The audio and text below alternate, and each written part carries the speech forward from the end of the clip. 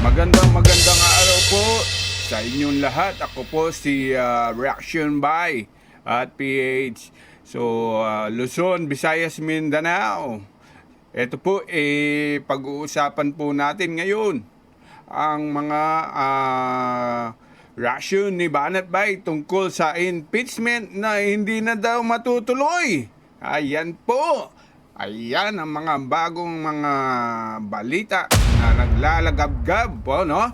Sana po panoorin natin sabay-sabay.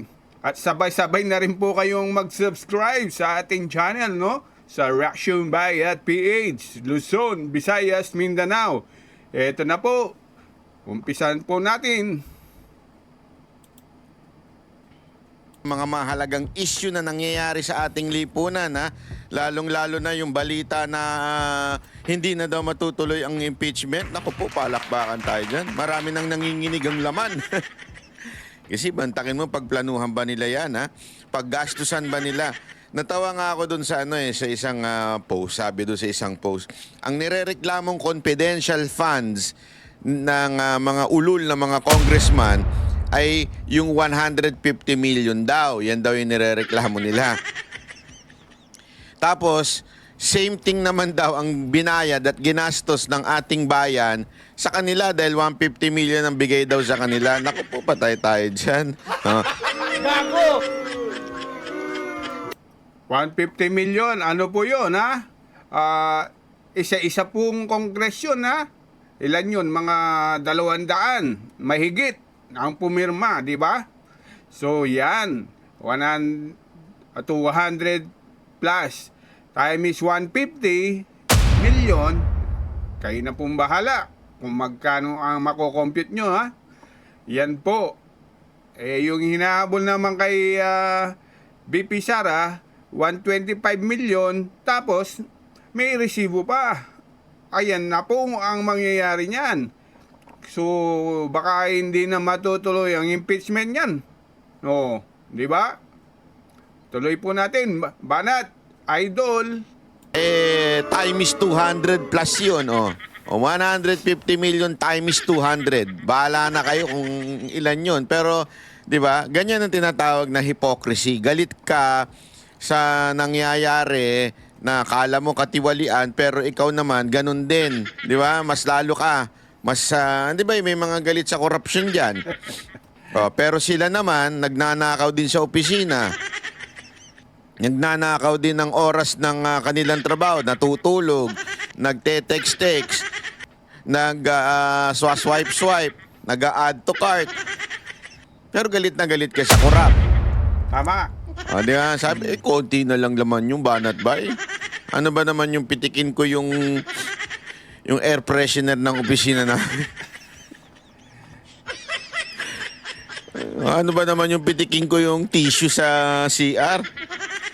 Para sa bahay namin. Yung mga ganyan yung mga gago di ba? Anyway, ano ibig ko lamang po sabihin mga kababayan?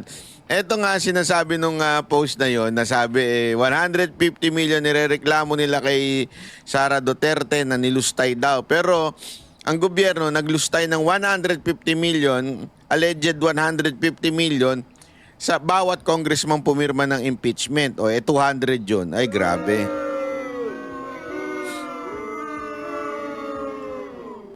Ano, ang sarap ba ng tax namin? Gago! Di ba? Masarap. Nakakaano kayo, nakaka-sustain kayo ng mga kabit nyo. Tignan mo. Tama, pati mali. kapit.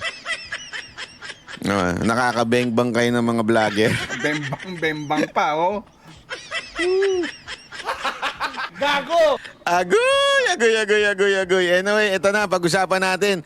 Kasi sabi talaga dito, at napakalinaw ng paliwanag ni Tolentino tungkol po doon sa bakit hindi pwede magpatuloy. At pinaliwanag din niya yung mga argument ng mga nagmamagaling sa konstitusyon.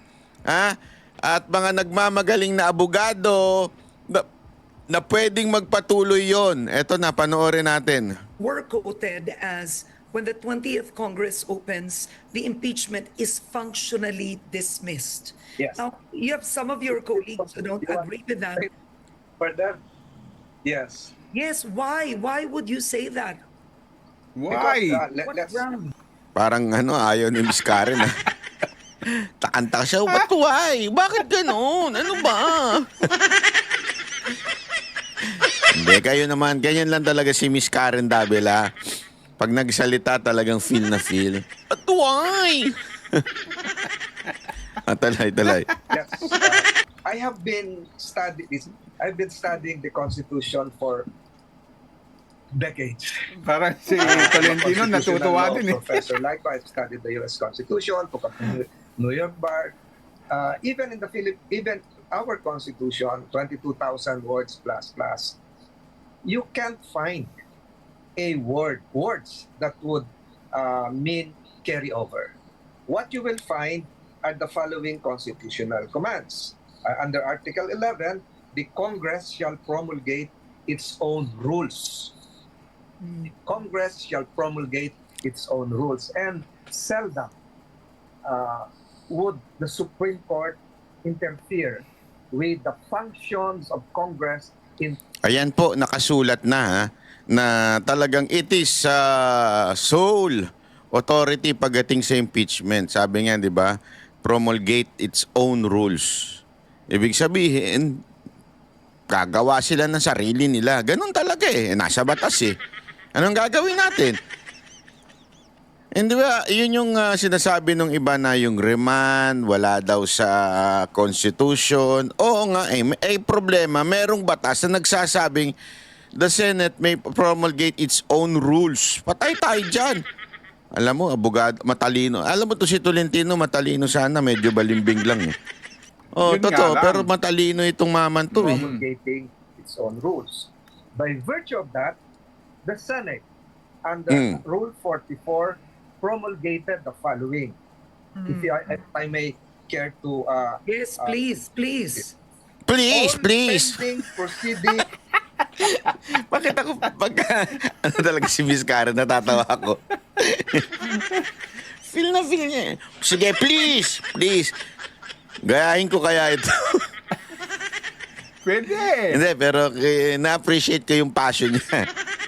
all pending matters and proceedings shall terminate upon the expiration of one Congress but may be taken by the succeeding Congress as if presented for the first time. Underscore the word all. All. What is the meaning of all? Entirety. In Tagalog, lahat. Oo. Hindi po lang sinabi legislation. doon- Hindi po lang sinabi doon legislation. na all will terminate except non-legislative matters. Ang sinabi po all. Nako, nagets ninyo? Ang linaw ho sa batas, when you say all, ibig sabihin lahat. Lahat. Walang nakasulat na except impeachment proceedings. Ang sinabi ng konstitusyon, natatapos yan doon sa Congress na pinaghain ng impeachment. So ibig sabihin, lahat dapat matapos. Sundin natin ang konstitusyon. Puro kayo unconstitutional, puro kayo ganyan. Ito na nga, nakasulat na nga po sa konstitusyon na lahat. Wala pong exemption. 'Di ba?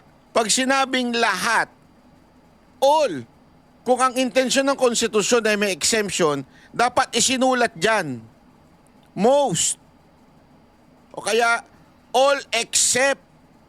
Walang ganun eh. And what is the meaning of all? Lahat. Wala pong sinabi na yung impeachment ay tuloy. And there are those who will argue bakit yung canvassing, bakit yung electoral tribunal natutuloy nila.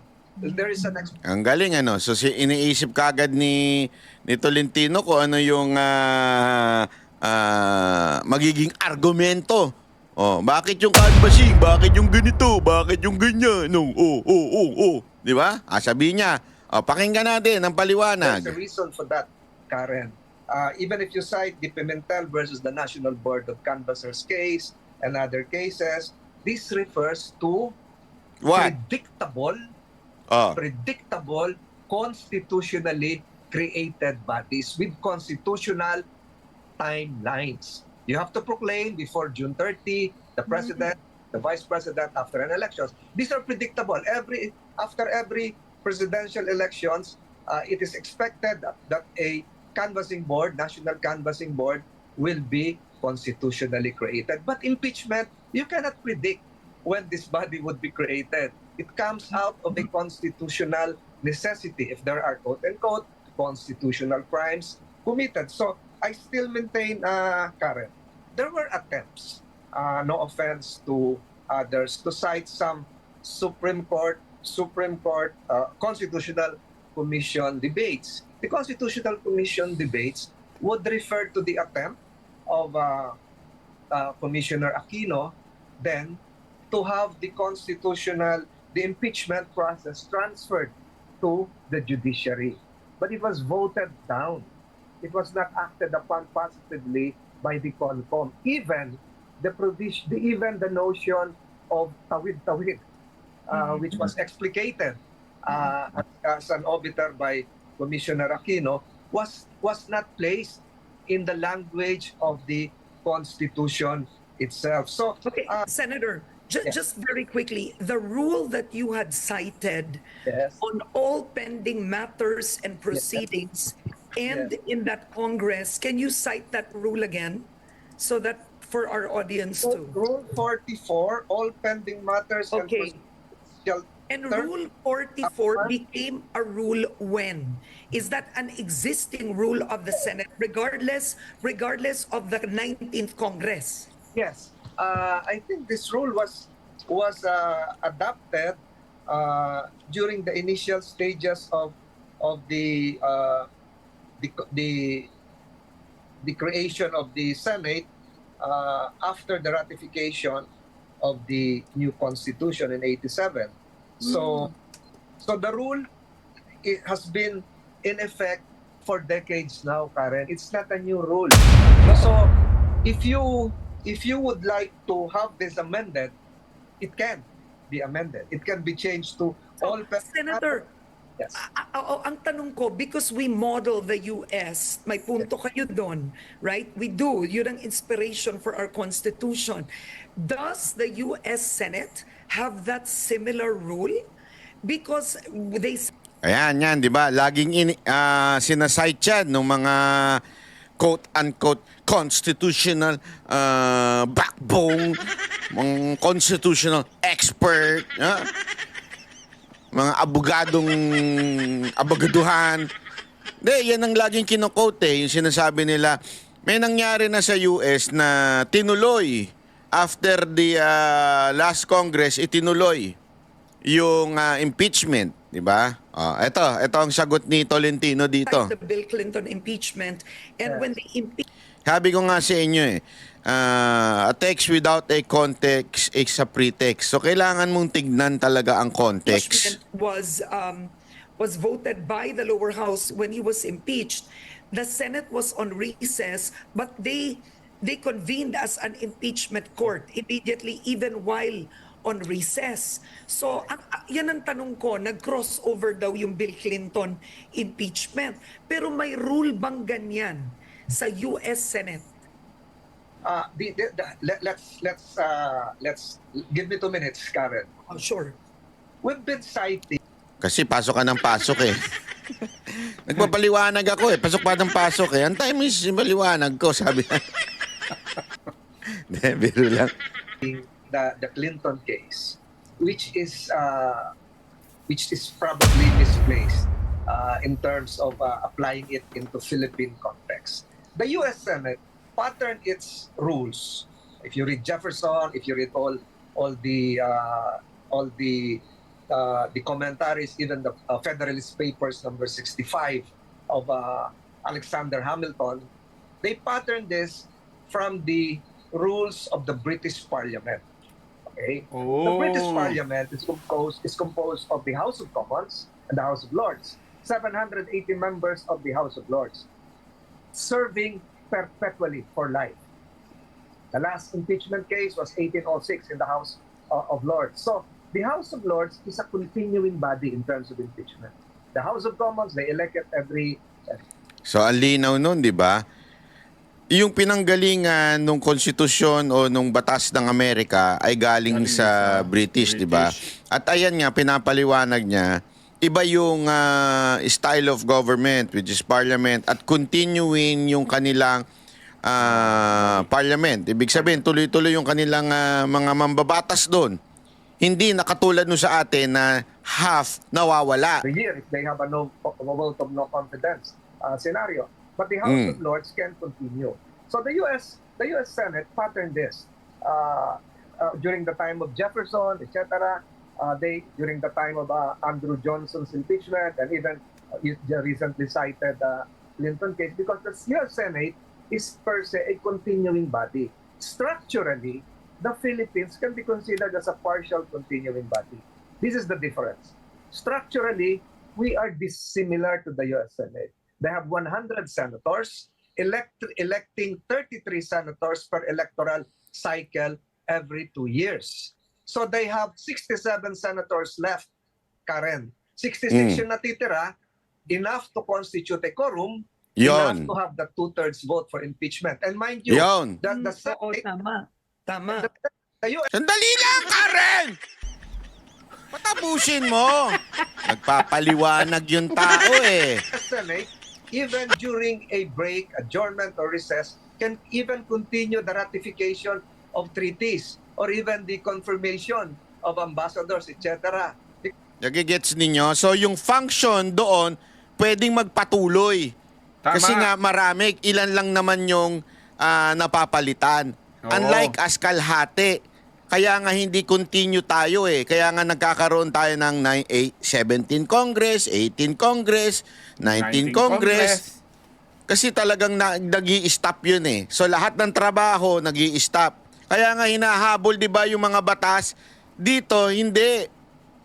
Tuloy-tuloy kasi nga marami sila. Oh, pambira. Piling ano kasi tayo eh. Because they're allowed. Hindi gaya sa atin yung commission of appointments natin magkasama. So the Philippines during the 1935 Constitution patterned this after the US system. We have senators 24, elected 8. So ang natitira 16. So yung Arnaldo versus Arnold case, pareho na continuing tayo because we have 16 left, enough to constitute a quorum and 2/3. So, continuing yon. So that doctrine will no longer hold true today. So ngayon tayo 12. Sabi nila, 12 tayo pagdating ng June 30. Another 12 would take over. Current, the Constitution is explicit. The next Congress would convene on the 4th Monday of July. So there's this gap. Kaya ang sinasabi ko, Karen, So kung ang sinasabi nyo, There's yung a function- 12 senador na tapos na, hindi pwedeng, kumbaga, you cannot be a senator judge in the impeachment court after June 30 kung hindi ka napapasok ng 20th Congress. Kasi and may isang buwan na halos, di ba, na 12 lang ang senador, yun ang gap. correct. So because Oo. of that gap, the design and structure of the Constitution is this. We will have a scenario wherein only 12 senators would sit, plus you will have a scenario wherein the House panel, the House prosecutors or the House managers, if you use the U.S. lingo, are not yet constituted Si because Banat ba yun? some of them Nakailang inugot na ng kape. some of them were not successful in the re-election bid. So that's the reason why the 19th Congress asked the 19th Congress impeachment prosecution panel to submit in writing whether they are amendable. But I consider this as a misapplication of what is not written in the Constitution.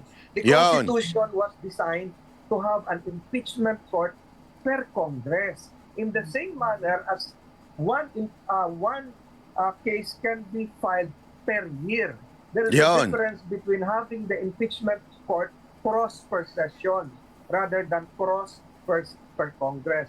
You current jurisdiction here is very important. Jurisdiction is Yan. vested by the Constitution. The 19th Congress cannot vest jurisdiction to the 20th Tolentino. Congress. Yon. This is now accepted by several of your guests because a Congress is distinct and separate from the succeeding and previous Congress, Karen. Alam mo, Karen, sa dami ng tanong-tanong na dito, Karen, ang sinasabi ko na lang ganito. I voted for that resolution, that motion filed by Senator De La Rosa with the caveat that for the number 2 item, I explained my vote. I even filed a 10-page expositio ampla, which is now part of the records. I hope you can have this. Yes. Can you please send that, sir? Yeah, please send that. Yeah. Explaining everything kasi ang haba nito, Karen. Ang sinabi ko dito, and I even talked to Senator De La Rosa personally because he mentioned the words competence.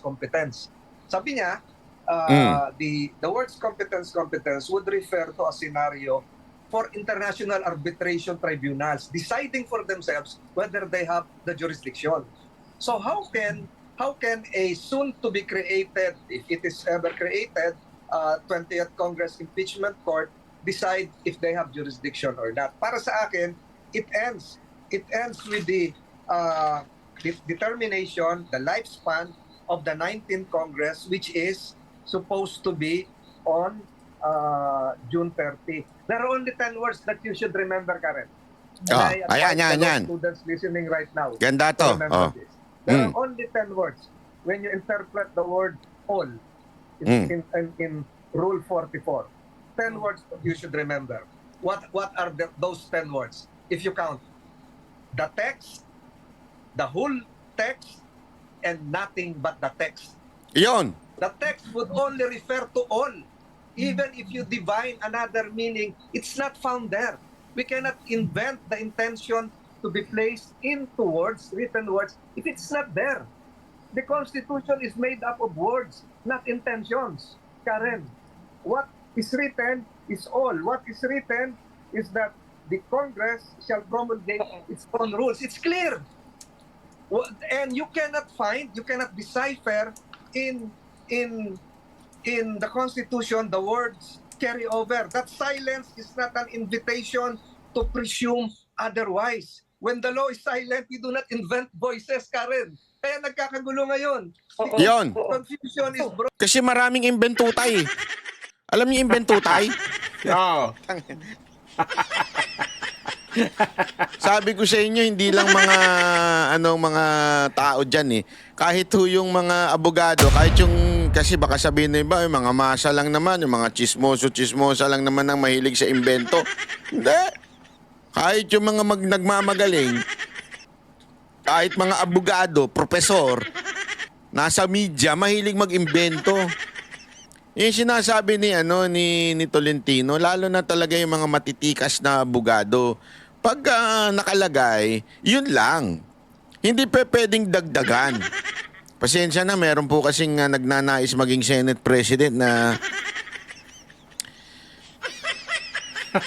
kinokontra si Chis Escudero dahil gusto lang naman maging Senate President. Pero ang totoo, ang hilig mag-imbento nun.